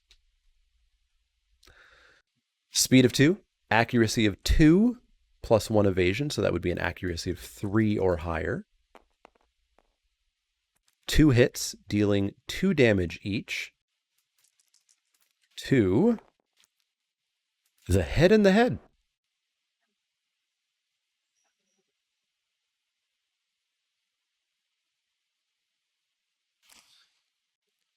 She's going to dodge one of those head hits. The other head does 2 damage points, so heavy, knocked down. And it's time for a head roll. That sword was so good. At least we keep the sword, right? It's not irreplaceable. Yeah, we keep the sword if she dies. 7. Blind. Lose an eye. Suffer -1 permanent accuracy. This injury is permanent and can be recorded twice. A survivor with 2 blind severe injuries suffers -4 permanent accuracy and retires. Also gain a bleeding token. So bleeding token, in addition to being honorable, she is now blind in 1 eye, which gives us a permanent -1 accuracy. She was dealt damage, which means grab, full move away from all threats. Well, there's one obvious direction to go there. And she suffers 1 damage per monster level to the head. It almost wasn't going to be the head. It almost wasn't going to be the head. She's now blind in both eyes. She is now permanently blind. -4 permanent accuracy. And she is going to retire. Should she survive this fight. Now, she can still hit with that sword. She hits on a 9. But, that was a turn that just happened. So I guess it's our turn now. They can't reach her. So Erlenmeyer is going to go pick some leaves. A 4. Nothing. Archive this terrain. And you know what? These two are going to hang out in the grass. They understand what's going to happen here. They're going to hold back and hang out in the grass. Next turn. What's the next attack? Terrifying Roar. This stupid roar. 1d10 per target. So what's that? A 2? If the result is 2+, if the result is 2+ and is higher than the target's courage, it is, because she only has 1 courage, suffers a brain damage and gets knocked back 6. Let's roll for red. Brain damage. Knocked back 6. Roll for white. Brain damage. Roll on the table. A 5. Danger seizure. You thrash about wildly, dealing 1 damage to yourself and every adjacent survivor. Gain a random disorder and 1d5 insanity. That would be 3 insanity. Boop, boop, boop. Let's get them a random disorder. Monster panic. So whenever you suffer brain damage from an intimidate action, which is actually what that was, but won't trigger this time, you suffer an additional brain damage. So he takes a damage from the seizure, which is to the legs, and then gets knocked back 6. Oh, this is knocked back, not knocked down. They should be, well, he should be standing. She was already knocked down. Oh yeah, I always forget you can be adjacent to the terrain. I always try to stand on it. I don't know why. And then basic action, the survivor furthest in range. She is it survivor or threat? Furthest survivor in range. She's the furthest survivor in range. Let's do the battle. Oh, it's hilarious because I'm running my own campaign off stream right now just to kind of stay ahead and satisfy my own itch when we're not on stream. I've never had the first White Lion battle be as hard as this one and the one last week. It does normally go better. We got an amazing sword on her. And then she got blinded in both eyes. Also, she's honorable and therefore won't attack from a blind spot. Or when the monster's knocked down. And we knocked the monster down. She almost stabbed its heart, instantly killing it with like 6 wounds left in the deck. We were so close. We can still pull this back. We can still pull this back. And we're going to have such a cool sword when we get back. Plus, remember, even if we die, is it a setback? Yes. Will it probably mean we have 0 chance of winning this campaign? Yeah, probably. But we're going to have a cool sword when we get back. How does she know the monster's blind spot if she's blind? Fair. Kayak with the most kills, Wee Wizard with the most assists. In the chest, we got 8 gold for everybody, 2 Berserkers for each Dro, a Berserker for Orcish Artillery, and a Kayak Centurion. We beat the boss. This will probably be the last battle, so get your units in. Get your units in. And we're going to go back. So, the White Lion just targeted her with a basic action, eh? So that's going to be a speed of 2, an accuracy of 2+. She's got an evasion, so 3+. It is, however, a 6 and a 9. That's going to be a damage to the body and a damage to the body. Body. Did you get the sword in the events or on the way to the hunt? There was a debris pile, and we found the sword in the debris pile. It's such a cool sword. Look at that sword. All right, so she gets to stand up, I guess.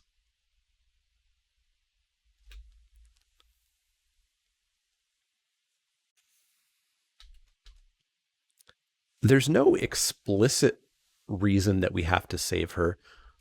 Does the armor we have give the sword deadly? No, she has no armor on her. But we would need... so those squares mean that we need completion.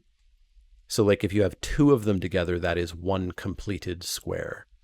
So we would need 1 completed blue square and 2 completed red squares for her specifically. Which will take a while to do that. So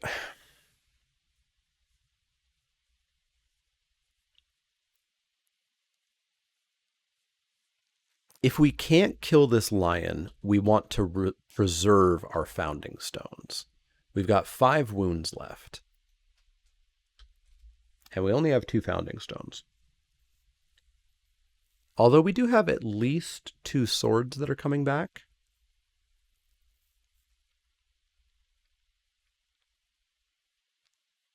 Hitting on a 9 or higher is nigh on impossible. We're going to start throwing stones. She's going to move as far away as possible, and she's going to hurl her stone. Axel Ponce M. Thank you very much for that follow. She hurled her stone, doing an instant automatic critical wound to the beast's elbow. We get the wound. Let's reshuffle that deck. Critical, the monster howls in pain as the blow breaks its elbow with a sickening crunch. Non-deaf survivors gain +3 insanity and may stand if they are knocked down. Don't ask me how she hit it. Well blind, but she did. So that's her turn. Erlenmeyer, you know what? Let's go all out. Let's go all out. Hurl that stone. Dealing an automatic critical wound to the maw. Persistent injury, no jaw, which could be handy. Roll a 1d10. On a result of 5+, the white lion's jaw flies off its face. The attacker gains +1 courage and +1 survival. +1 courage, +1 survival. How can you do it from that far away? I've thrown them all away now, but if you check the card, it does say sling the stone from anywhere on the board. So just like how did she do that while blind? Don't ask. Don't ask. So that was red's action. White's action is going to be hide in the grass. Actually, there is a way to hide in the grass. You spend your action to remove the priority target and also to not be a threat. I don't think we're really a threat at the moment. So there's 3 wounds left. We have to do 4 more wounds. Next turn, let's see what's left in this monster deck. Terrifying roar. These roars are going to be what get us. These roars are deadly. All non-deaf survivors, that's everybody, 1d10 per target. Let's roll for red. Red rolls a 5, so takes a brain damage and knocked back 6. Whoop. White. Does broken jaw not affect the roar? It does not. Rolls an 8, so brain damage, knock back 6. Bloop. Green. She is blind and does not care for the roar.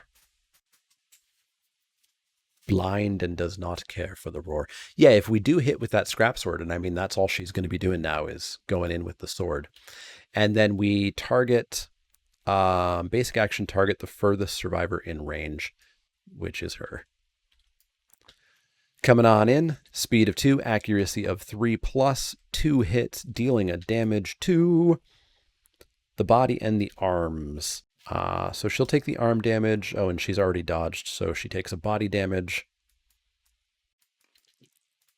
which is a 5. She's got a destroyed back. Sharp cracking noise, suffered -2 permanent movement. You can no longer activate any gear that has strength 2+, which is the scrap sword. It has a strength of 3. This injury is permanent, can only be recorded once, get a bleeding token. She's not doing too well. So that was what, -2 permanent movement. So she's going to try to hobble away. Or I guess she'll just start fighting with her fist and teeth. She has to hit with a 10. Yikes. Do we die now? Probably. So it's our turn. She's going to go for it. She's going to attack with her fist and teeth. She has to roll 10s to hit. She does not hit. Good try. Lazarus going to move into the grass. Erlenmeyer going to move up here. Next turn. Revenge. Last survivor to wound. It would have been red, right? But in range is none of them, so congrats. It's her. Again. Speed of 2. Accuracy of 3 or higher. 2 hits. Dealing 2 damage to the body and the legs. So that's going to be a roll on each of those tables. And then she's also going to get grabbed if she lives. So body roll. 8. She has a broken rib, -1 permanent speed, and a bleeding token.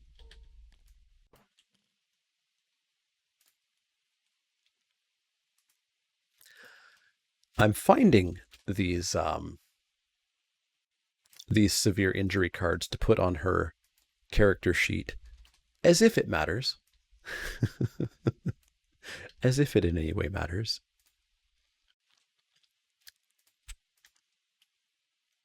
Need a 10 now for bleeding. Yeah, she's also got -2 speed, though. She rolls 0 dice. And legs table. She rolls a 3. She is bleeding. 2 bleeding tokens. She's dead. Let's heal her and then pack her up. Goodbye, Joyra.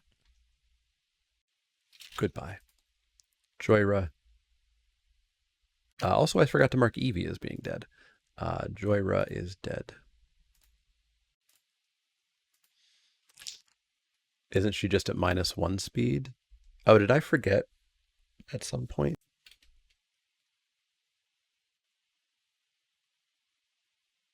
I think I accidentally gave her -1 speed. Oh, I just added it twice. Fair. Okay, so it's our turn.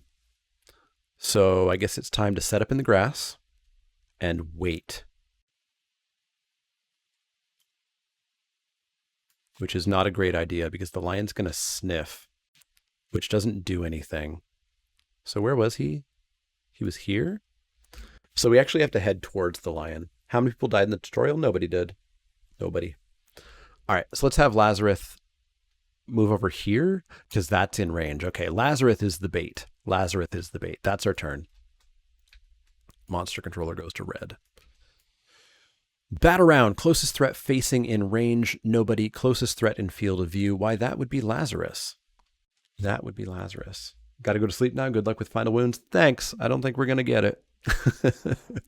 Speed of 2, accuracy of 5, 6, 7, 8, 9. Lion has to roll a 9 to hit. 1 and a 3. Total misses. Total misses. Okay. How do we do this? How do we do this? How do we do this? Lazarus.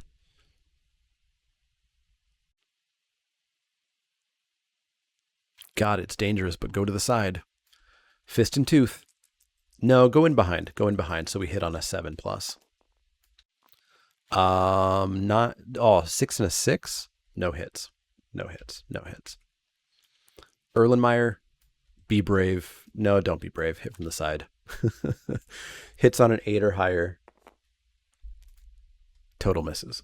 So does that mean getting the lion nuts in the prologue guarantees party wipe on the first lion hunt? Apparently. Apparently we shouldn't do that. White lion's turn. Let's move that monster controller over. Revenge, last survivor to wound. That's red. So speed of 2, accuracy of 2, 3.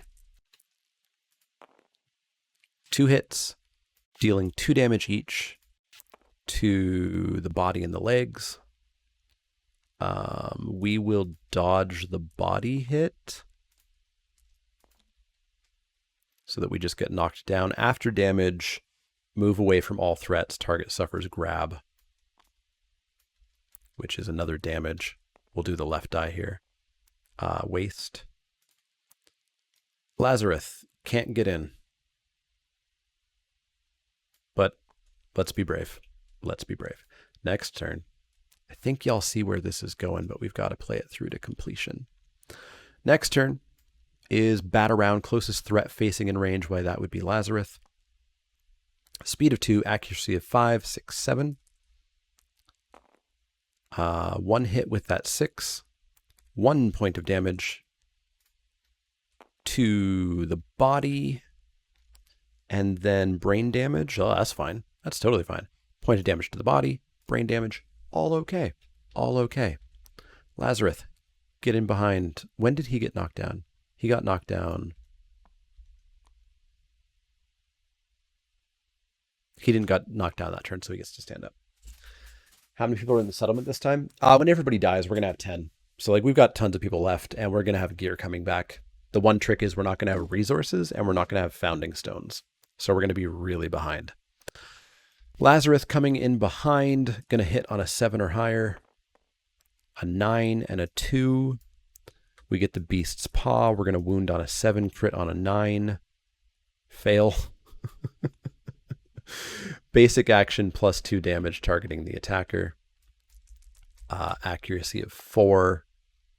1 hit dealing 3 damage to the body. Boom, knocked down, and a roll on the table. A 6 is disemboweled. Your movement is reduced to 1 until the showdown ends. Gain a bleeding token. Skip the next turn. If you suffer disemboweled during a showdown, at least one other survivor must live at the end to carry you back to the settlement. Otherwise, at the end of the showdown, you're dead.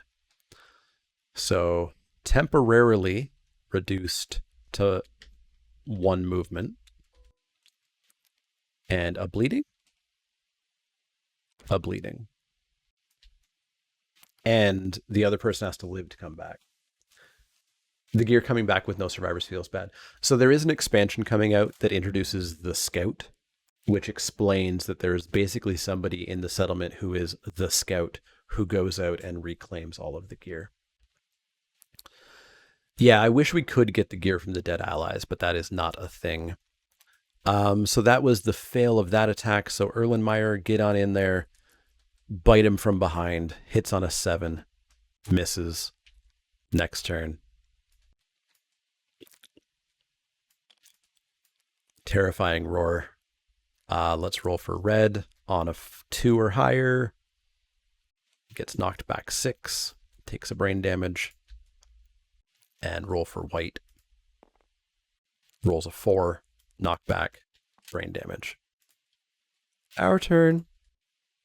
Knockback 6 is, of course, very great because all of our characters have 1 movement. He gets to stand up, though. And I guess he's just going to bite this thing in the face for forevermore because he can only move 1 spot now. So bite the thing in the face, hits on an 8. 2 hits. 2 hits.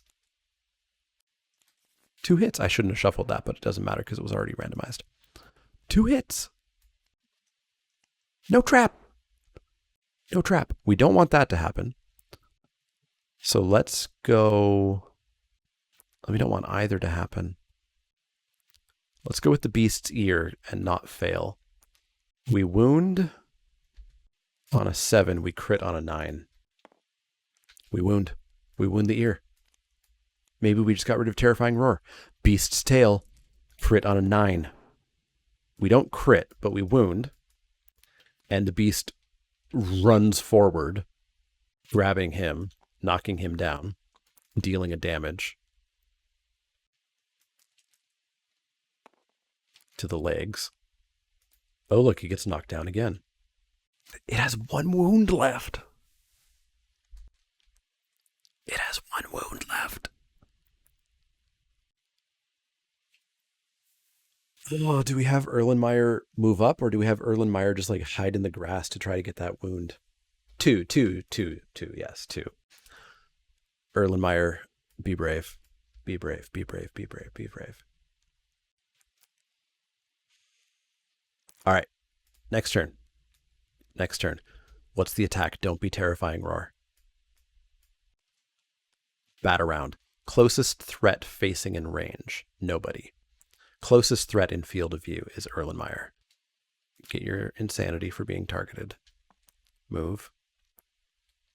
A speed of 2, accuracy of 5, 6. Miss and a hit. 1 damage. And then also a brain damage to the head. I don't want to get knocked down, so we're going to dodge that. No hit. No hit. Lazarus stands up. Can't do much, but can move 1 spot, I guess.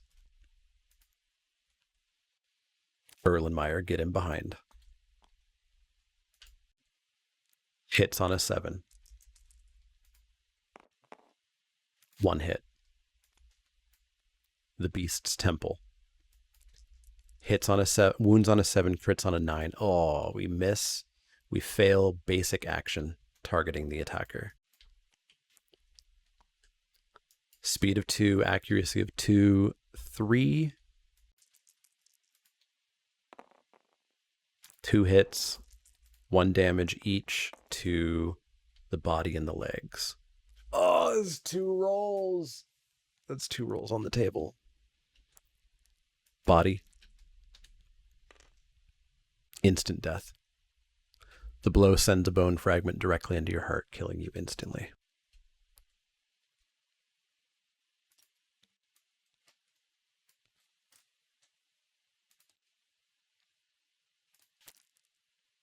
So even if Lazarus survives, he dies. Erlenmeyer is dead. If you want to change up the way you play the game by mixing virtual board with real board, you could use another camera showing you rolling the dice. True. I don't have the Kingdom Death Monster dice yet. I don't get my copy until the summer, but that's not a bad idea if I'm still doing this by then. Okay, so that was what? That was the failure. Lazarus has done his turn. Next turn, bat around. That would be here. Thanks for moving closer, Lion. I needed you to be close in order to hit you. Accuracy of 5, 6, 7. Double skulls, 2 misses. Let's bite the lion in the face.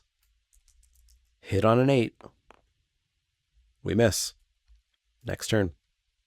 Oh, I guess he's getting an insanity for every single one of these, eh? Yeah, he's disemboweled, so he had to have somebody survive. So bat around, speed of 2, hits on a 7+. 1 hit, dealing 1 damage and a brain damage to the arms. That's fine. And we get we get an insanity for being targeted, because he's always the monster controller here. Bite in the face, bite in the face, bite in the face. Hit on an 8. We get a hit. We get a hit. We get a hit. So what happens if Laz kills the lion but also dies? I think we hit an edge case. Because if everybody dies, you don't get the resources. But I don't know exactly when he dies. So we hit on the fleshy gut. We wound on a 7, crit on a 9. We don't wound. We fail. Basic action targeting the attacker. 2, 3, 4. So that's 2 hits. Let's at least find out how he dies. Damage to the head and the body. Body roll. 7, ruptured spleen. A vicious body blow. Skip the next hunt. Gain 2 bleeding tokens. Yeah, well, I got news for you, Lazarus. You were already missing the next hunt. So that's Lazarus's turn. Bat around. Speed of 2. Accuracy of 5 plus the 2, so 7+ to hit. 1 hit, dealing 1 damage and a brain damage to the body. That's a body roll. 4. Gaping chest wound. Suffer -1 permanent strength. Get a bleeding token. Lazarus's turn to attack. Hits on an 8. 1 hit.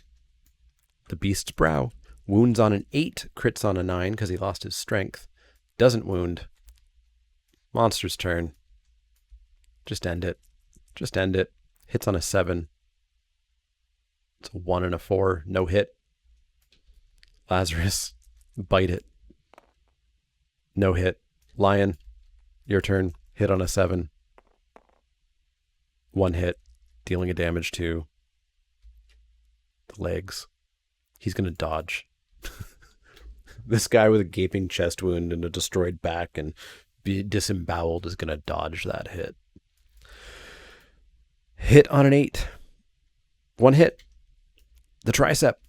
Hit on an 8. Wound on an 8. Crit on a 9. Failed. Basic action targeting the attacker. This should do it. Going to hit on a 4 or higher. 1 hit. Dealing a damage to the legs. Roll on the legs table. Hamstrung. Leg is unusable. You can no longer use any fighting arts or abilities. This injury is permanent. Get a bleeding token. There's the 5th bleeding token. I swear these first battles usually aren't that rough.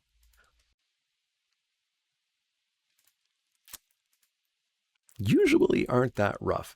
So everybody died. So defeat. The white lion takes a shiny prize. Roll a 1d10 on a 6. Archive a jewelry gear of your choice.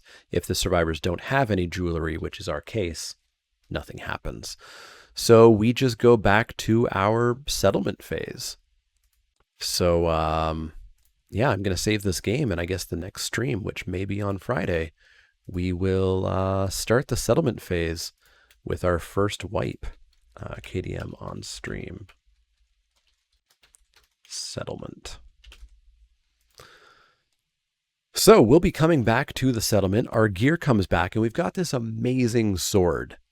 And we've got some armor. We don't have any founding stones, so we're going to have 2 swords people and 2 people going at it with their fist and teeth.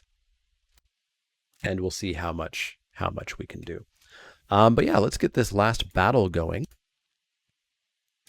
And then let's see who we can raid. I imagine Semulin's still on because he started very late today. He is.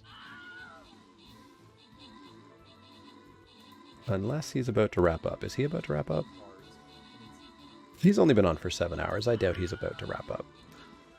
So we'll send you on over to Travis. Not sure what he's doing. He is feeling similar, although perhaps not as much angry as I am about Kaldheim. And so he's been experimenting with stuff. I think he played Standard today. He played Historic today. Who knows what he's doing now? This is much more watchable, especially when I'm not enjoying the current Magic set. I can imagine. Unfortunately, no time for marbles. I smell food. Kozmir Dragon with the most kills. Ikby Kayak with the most assists. 5 gold to everybody. Rogues to Zomboy and Gelnick, and a flag bearer to Kayak. We will, of course, have more marbles on every stream, not just Magic streams. So the next KDM stream, which may be Friday. Marbles and death. Marbles and death. I don't know how we're going to come back from this. We have to kill the next lion. Like, we absolutely have to kill the next lion. We've got endless screams coming up, which is how we are introduced to the antelope. We're going to have no endeavors when we come back. So we're not going to be making babies or anything, or innovating. So it's actually going to be brutal to come back to. But maybe we can bring it back together. And of course, if we just, over the course of a couple of hunts, lose all of our players, well, I guess we start a new campaign. So yeah, thank you very much for hanging out, everybody. I'm going to get my credits up and rolling. I'll be back next Wednesday, of course, for more Magic. We'll see if I do Magic for the entire day or not. Not liking Kaldheim. But we'll be back. I will guarantee this Friday we'll be back to continue this campaign. Like I said, I'm not committing to every single Friday doing this, but as long as stuff doesn't come up, I don't get too busy, I don't get too stressed out, etc., you can probably expect most Fridays to be doing this. So yeah, thank you very much for hanging out, everybody. I'm going to start that raid to Semulin. Go say hello to him, see what he's doing, and I will see you all next time.